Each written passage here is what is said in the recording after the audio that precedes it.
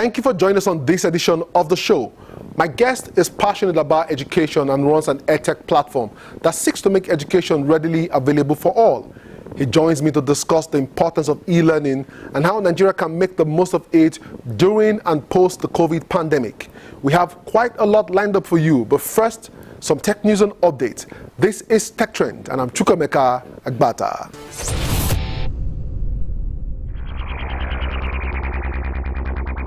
The research rat of the future allows experimentation without manipulation of the real world. This is a cutting edge of modeling technology.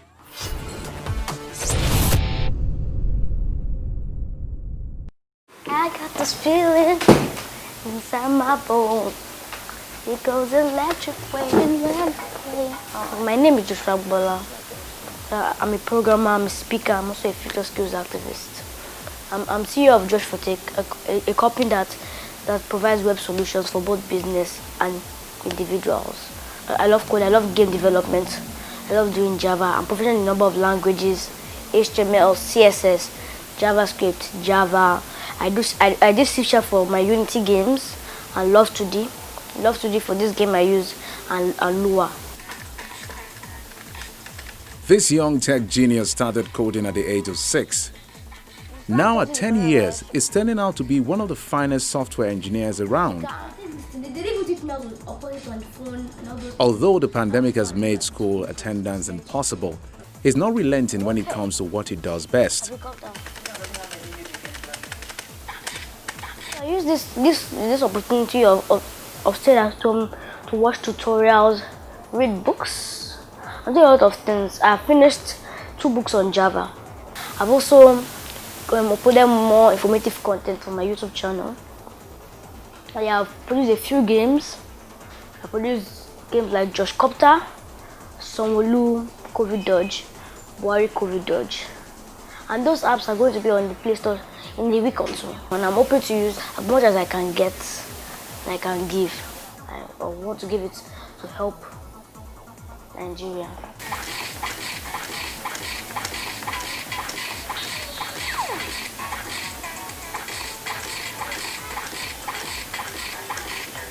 So they all have the same concept. All my games have the same concept.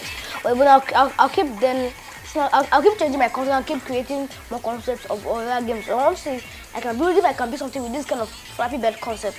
I can build one with an Angry Bird concept. So when I learn another concept, because I was actually following an Harvard course. They created one, a simple flat 50 bird game. They didn't even teach me how to open it on the phone and all those things.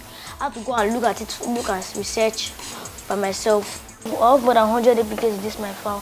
So I was trying. These are all the APKs. I tried. I got discouraged, but because we tried it on the phone, and I had to go start looking at forums. I went to Love2D forum to see how do you change this. And that's how I could get it to phone size. On phone, you see that it fits the screen. I'm still working on my responsiveness, still building. I'm still learning. But soon as I keep checking and I keep checking the forums, I'll get better. Why do I have enough? It's too much games. The young chap has also had his fair share of challenges when it comes to app development. And the most peculiar of them is the opportunity to socialize and enjoy myself. Like I said, I can't go out to go and get shawarma or Cold Stone again because of this COVID-19 pandemic. I can't go to school. I have to be at home. But I use this free time I have to build myself. So when you take up on Google Play Store, it shows kind of an error when you upload the APK. Most people have passed through these errors. It shows you debuggable APK, one of the two, debuggable. Your app is not signed. That means you need to be signed by your name and your company. And thirdly, it shows my API level. I don't know when, so I was just doing the game. I thought that I'll just open my APK and that will be the end of life. But by the time I just decided to open the errors, I took more than 2 weeks to solve that error. But finally I solved it. I've programmed so sometimes it can get wicked. Even though Joshua has felt the impact of COVID-19, he's not deterred and continues to improve. Harvard opened their courses for free on EDX this quarantine period. So I took one of the courses called CS50 Game Development. That development took me a lot of time because 2 weeks I was still trying to find out how to operate Love Studio because I didn't know what was it. People were doing it easy and I was like trying to my laptop and it was not working. So I spent like about 2 weeks trying to try to get Love Studio working on my system. So I got it. So this guy is called Courtney Ogden. It teaches in Harvard. It teaches people game development and other things. So he was teaching me game development. I first started with my Pong game. That was the first ever game I've created in Love Studio, Lua. And then I created this Flappy Bird game. It gave me Flappy Bird templates like Flappy Bird. But me, I messed up with the code, like scattered, like put things. Make sure that it's my own funke. I put funke as much as I can do to make sure that it's my own. I added some of my code. I did some random math functions, a lot of programming that he never taught me. So I can be ahead of this course. Joshua Agbola says the pandemic has given him time to create content that suits the times and he intends to continue learning when his tech school resumes.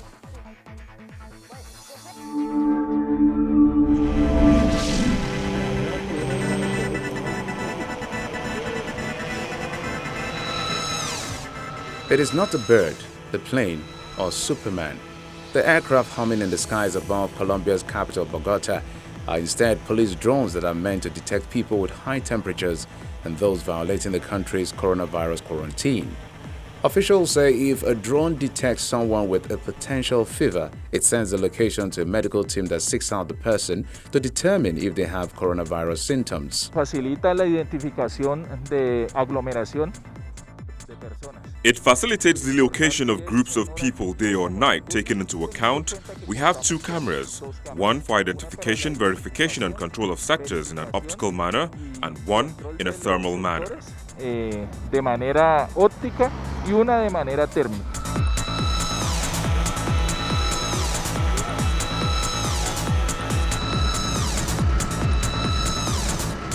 Nos da un ponderado. It gives us an approximate body temperature and directs the case to a national system so it can be attended to. El caso al modelo nacional. The drones only detect temperatures or groupings of people who are out on the street, the police said, and do not penetrate into houses or apartments. The country has been in a coronavirus lockdown for nearly 2 months.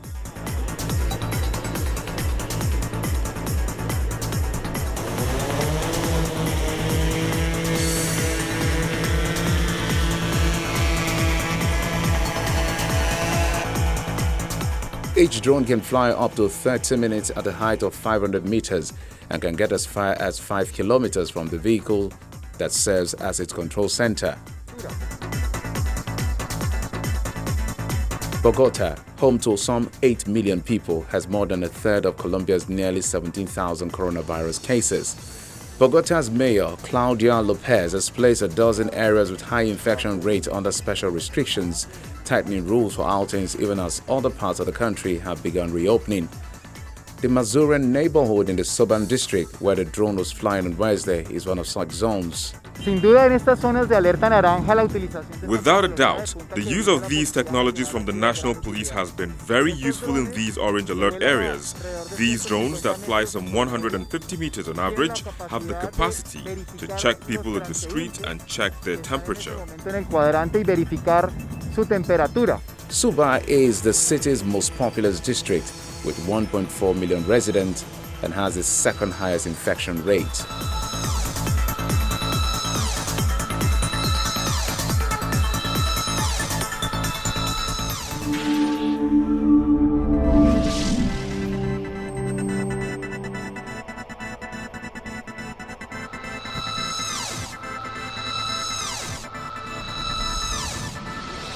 The new barista at a cafe in Dojo in South Korea is cautious and swift as it seamlessly makes its way towards customers, but it is not a human. Here is your eyes Americano. Please enjoy. It's even better if you stir it. The robot waiter says as a customer reaches for his drink on a tray installed with a large, gleaming white capsule-shaped computer.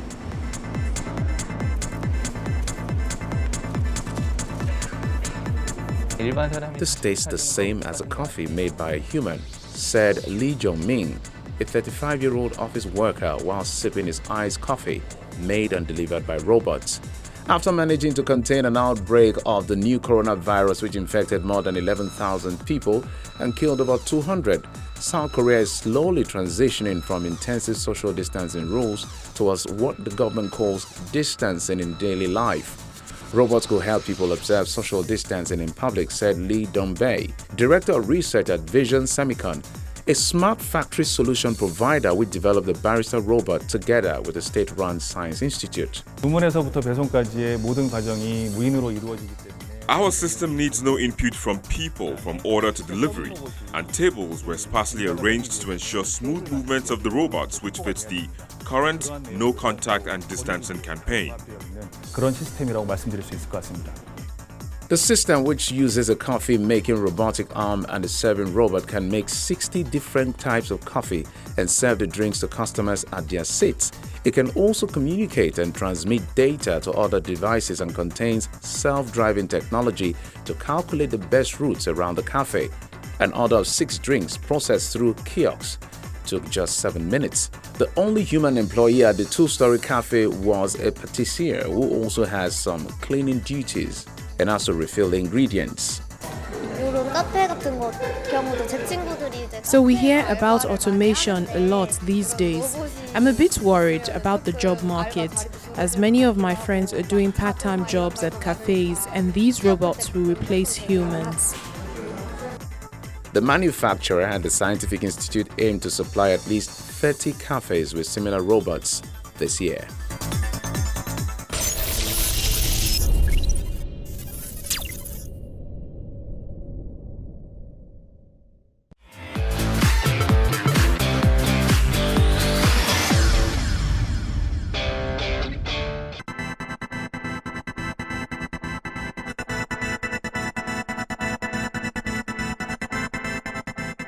The COVID-19 pandemic forced many organizations to change how they operate, but with lockdown eased, a lot of businesses have either moved their operations to a full or partial remote work environment. Here are some tips to consider in order to survive the post-COVID-19 reality. 1. People.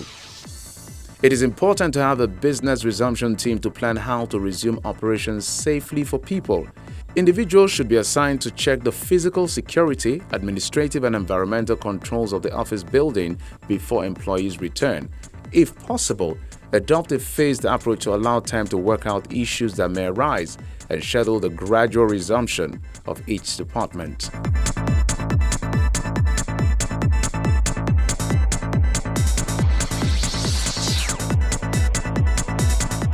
Process.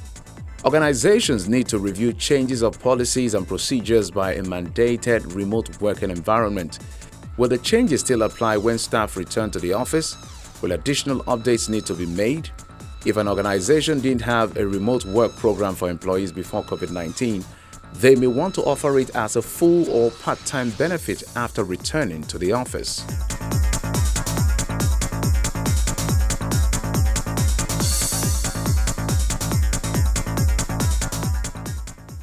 Technology. When preparing for the restart phase, it's also important to reassess the technology that was used in a remote operating environment and determine whether and how it should be permanently integrated into the network environment.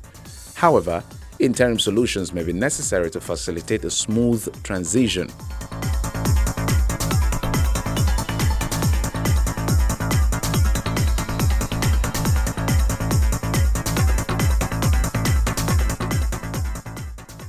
The COVID-19 pandemic has posed a lot of uncertainty to organizations, but to successfully restart operations, organizations will need careful planning and flexibility to adapt to changing circumstances.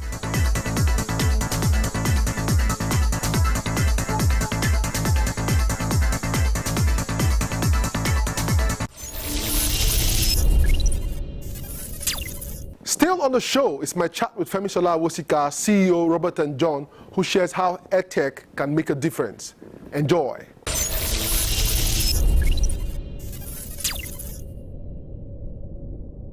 Tell me, why should we take EdTech seriously? EdTech creates a level playing field for everyone, especially those who are below the pyramid, who also deserve quality education. You know, here, as you know, in Nigeria, you know, sometimes you have to pay a lot for the kind of education that should be available to everyone. So EdTech will allow that level playing field, assure quality education across board. So that's why it's crucial at this time. So what sort of infrastructure should we have in place to make this a reality? Well, you see, it goes without saying, you know, I mean, internet is very, very crucial. As a matter of fact, in densely populated areas, by now, there should be free data. There should be broadband, you know. Devices, they need devices, they need internet, and then proper policies in place, and then we are good to go. Now, do you think that education without classrooms is here to stay? So it depends on the dimension you are looking at it from. Coming from someone like me, who I mean, we're a veteran in this, I mean, 10 years in EdTech, I won't see it as, you can't eradicate the classroom, because from the dimension we'll be looking at it from, it will be that if you say education, do you know that, you know, when children, when they interact, they are learning, when they touch, you know, children between the, age of 0 to 5 develop 80% of their brains around that time. So they are learning, their antibodies, they're also learning. You know, they would contact a little cold, the body will learn that this is cold, next time this is how you deal with it.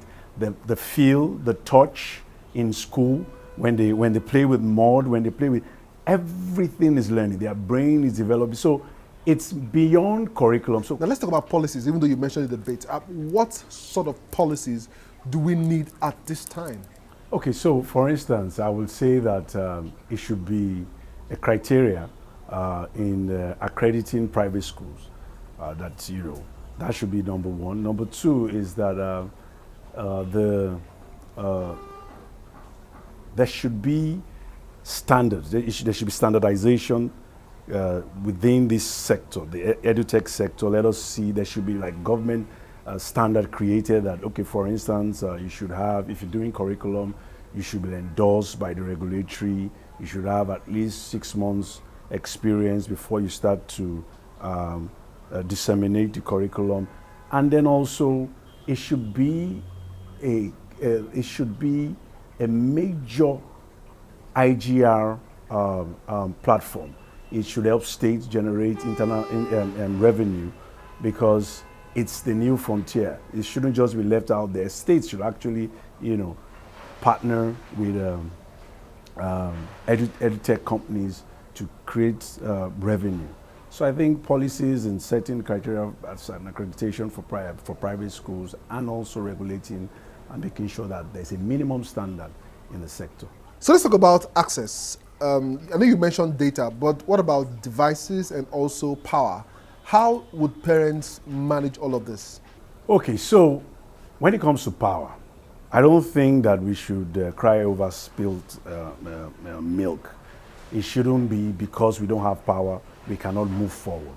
So for instance, we have a package that we call Rodukate Mass. So it's geared towards public school children, which means that we provide device in partnership with an operating system called KIOS. So the KIOS device with Rodukate Mass application, a one-time Rodukate Mass, that means that everyone with that device will have a lifetime access to Rodukate. It's to help people at the bottom of the pyramid or below the pyramid. So then we also have a partnership that we worked out with MTN that puts in, so we put a SIM card in it that gives access to the content and updates on the application. You have offline and online mode. So parents don't have to buy data. And then we have a small solar panel that you put out there, okay? So you just put it by your window, and then you just take the cable in, plug your phone, and it charges your phone. So you get power from the small panel, I think about 5-watt panel, and then you get MTN SIM in it. You don't have to buy data. It's an arrangement between us and the state. For instance, we are doing that with Lagos State, where they are giving devices, solar, MTN SIM card that gives data, and the parents don't pay anything. You just pick it up and you start to learn. Do you think e-learning is the solution to the problem of out-of-school children? Yes. Okay, so now, when we talk about e-learning, mobile learning, e-learning, EdTech, we need to prioritize something. Now,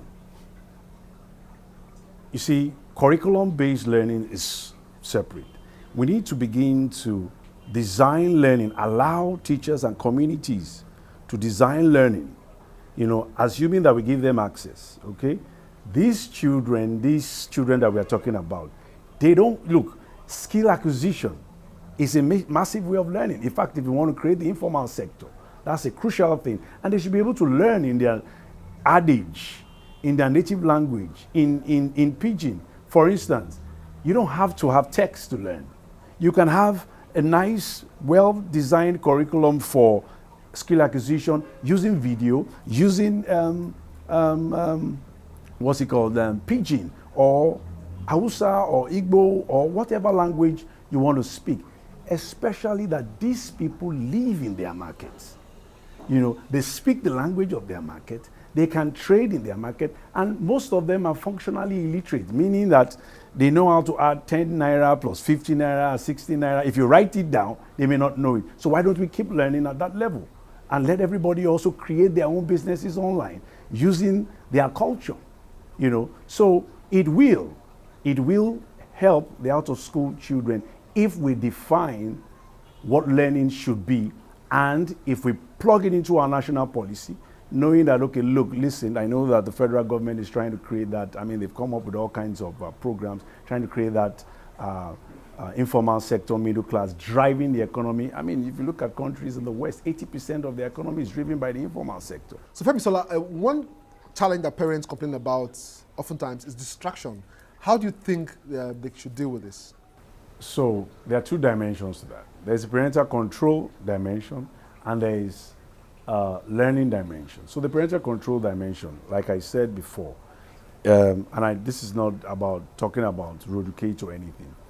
Well, like the kind of package we are talking about, where we have the network SIM card that accesses just our application alone. Public schools only? You can also, that's why I said we also have for private schools. So if a private school comes to the onboarding platform, you also you plug into that program where you don't buy data, and the data is locked to the application so that the student can't access anything. And then there's also the learning part. Now, if a child is distracted, there's a problem with the curriculum, there's a problem with learning. Why can't I learn adjectives using games? Why must I learn it reading? That's also a problem. That's an indication that there's a problem. So, and that's where EduTech comes in, where you can have a mix. You have games here, you have videos here. Look, there are children that they cannot pass any exam by reading. But guess what? We've failed them, and we've left them out there doing nothing. However, if they have an opportunity to learn using games, or learn just watching animated videos, you understand, they will excel. Thank you for being on the show today. It's been an absolute pleasure chatting with you. Thank you for having me.